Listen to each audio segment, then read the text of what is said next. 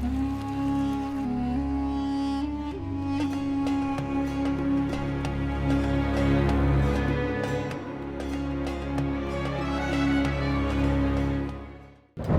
दिनों का super golden period, ग्रह चाल में परिवर्तन की लहर, हेल्थ और वेल्थ का मिलेगा कितना साथ, संबंधों में मिठास का तड़का या तनाव के बादल।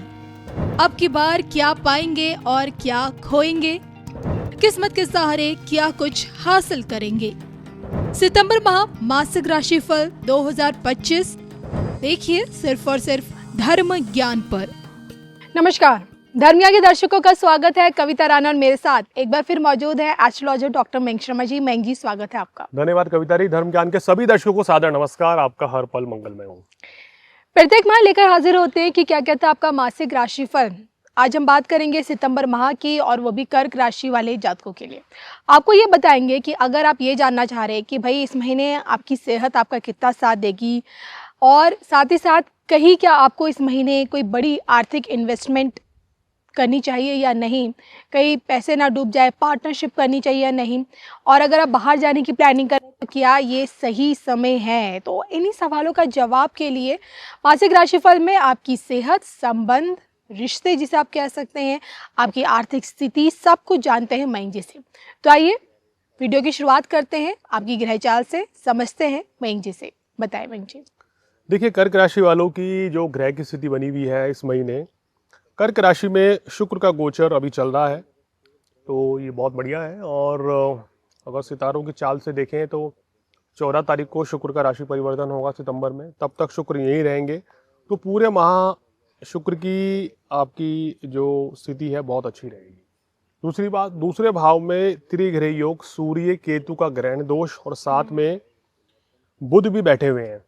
तो ये जो युति बनी हुई है, इस युति के चलते यहाँ थोड़ा सा सावधानी रखनी पड़ेगी कर्क राशि वालों को शुरुआती 15 दिनों में। और इसके साथ साथ अगर बात करें तो तीसरे भाव में अभी आपके मंगल चल रहे हैं। हालांकि मंगल 13 सितंबर को आपके चतुर्थ भाव में केंद्र में आ जाएंगे और मांगलिक दोष का निर्माण करेंगे। और सूर्य 17 तारीख को राशि परिवर्तन करके तीसरे भाव में आ जाएंगे दूसरे भाव से। और इसी तरीके से बुध भी 13 तारीख को राशि परिवर्तन करके आपके तीसरे भाव में आएंगे। तो ग्रहों का बड़ा परिवर्तन इस महीने है।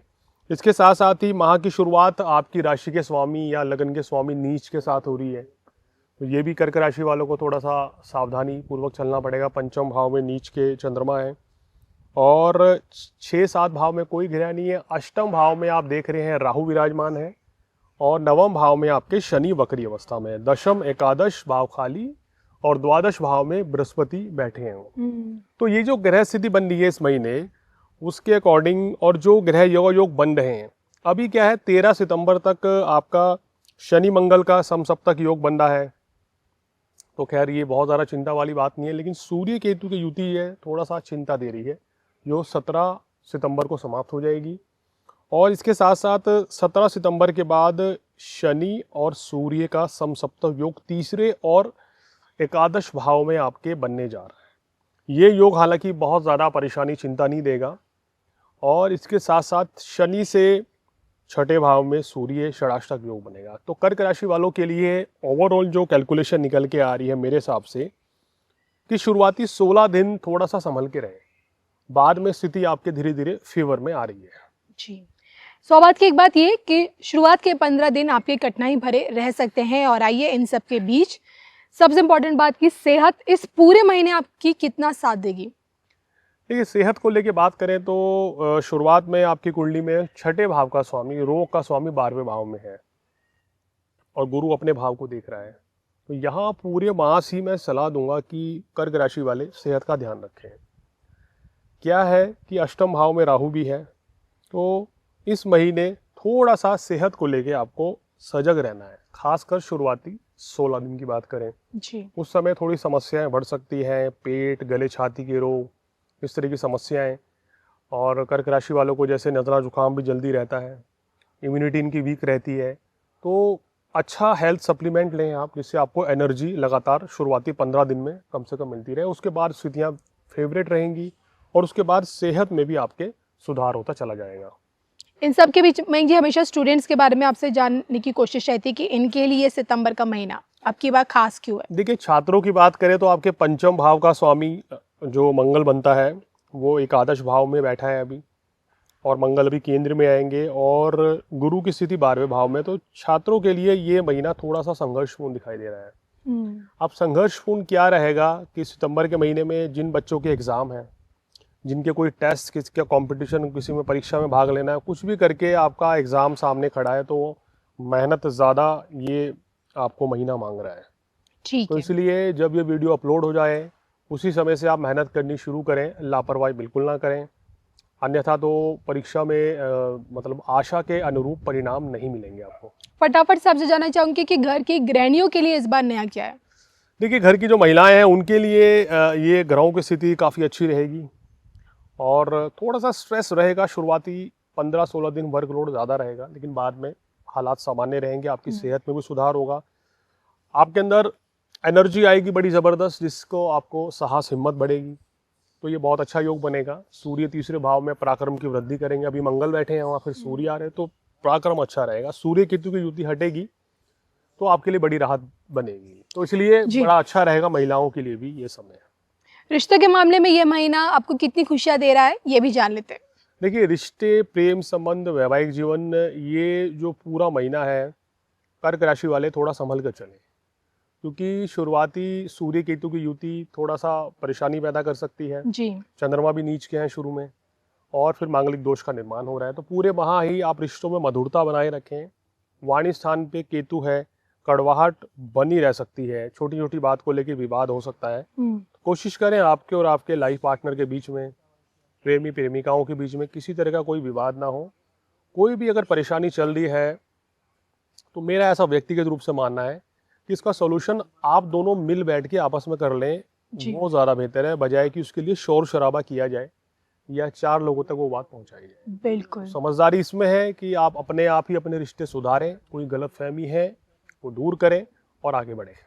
प्रोफेशनली इनके काम धंधे में कहीं कोई रुकावट? देखिए, बिजनेस में, नौकरी में इस महीने कोई खास रुकावट नहीं आ रही है, क्योंकि सूर्य, मंगल और शुक्र की स्थिति, इवन बुध की स्थिति भी आपकी बड़ी अच्छी प्लेसमेंट है। तो इसलिए मेहनत का पूर्ण फल आपको मिलेगा इस महीने। इस महीने अच्छी बात क्या है कि खर्च भी कम रहेगा। परिवर्तन कर सकते हैं? कार्य व्यवसाय में परिवर्तन करना चाहते हैं तो आप कर सकते हैं, सितारे आपके पक्ष रहेंगे। खासकर अगर 16 सितंबर के बाद परिवर्तन करेंगे तो ज़्यादा बेहतर है। आर्थिक पक्ष? आर्थिक पक्ष अच्छा रहेगा। संपूर्ण मास में आपको धन लाभ की कोई खास परेशानी नहीं रहेगी। पैसा इस महीने खर्च भी हो सकता है, कोई खरीदारी आप कर सकते हैं, खासकर वो लेटर, अगर सितंबर की मैं बात करूं, जैसे 20 सितंबर के बाद कोई खरीदारी करना चाहें तो वो आपके अच्छे योग बन रहे हैं, काफ़ी अच्छा समय रहेगा। खर्च भी एक बना रह सकता है, मगर यह कि कोई ऐसा नुकसान हो जाए ऐसी कोई परेशानी नज़र नहीं आ रही है जी। कोशिश करें जो लोग कहीं इन्वेस्टमेंट करना चाहते हैं वो 16 सितंबर के बाद ही निवेश करें। मैं जी आर्थिक तौर पे 2 चीज़ें, पार्टनरशिप और कोई बड़ी इन्वेस्टमेंट पॉसिबल है इस बारी? देखिए, अभी इन दोनों चीज़ों से थोड़ा सा बचना चाहिए, मेरा ऐसा मानना है। कोशिश करें कि इस महीने को टालें तो आपके लिए बेहतर रहेगा। फटाफट से रेमेडीज भी बता दीजिए। उपाय के तौर पे संपूर्ण मास में आपको खासकर शुरुआती 16 दिन सूर्यदेव को जल चढ़ाना है। बुधवार के दिन बहते जल में नारियल प्रवाहित करें। अगर कहीं नदी नहर आपके शहर में नहीं है तो पीपल के पेड़ के नीचे आप जो है नारियल चढ़ा दें, और ये करना आपके लिए श्रेष्ठकर रहेगा। हनुमान चालीसा का पाठ निरंतर करते रहिए। कर्क लगन या कर्क राशि वालों को शिव चालीसा नियमित रूप से करनी चाहिए, और ओम नमः शिवाय का जाप भी करेंगे तो आपको जो भी कोई समस्या चल रही है या मानसिक तनाव हो रहा है उन सब से आपको बड़ी राहत मिल जाएगी। मयंक जी से जाना कि आपकी बार का कर्क राशि वाले जातकों के लिए सितंबर माह का मासिक राशिफल क्या कुछ कहता है, क्या कुछ नए परिवर्तन इस बार आप खुद महसूस करेंगे। इसी के साथ हम दोनों को अनुमति दीजिए। नमस्कार।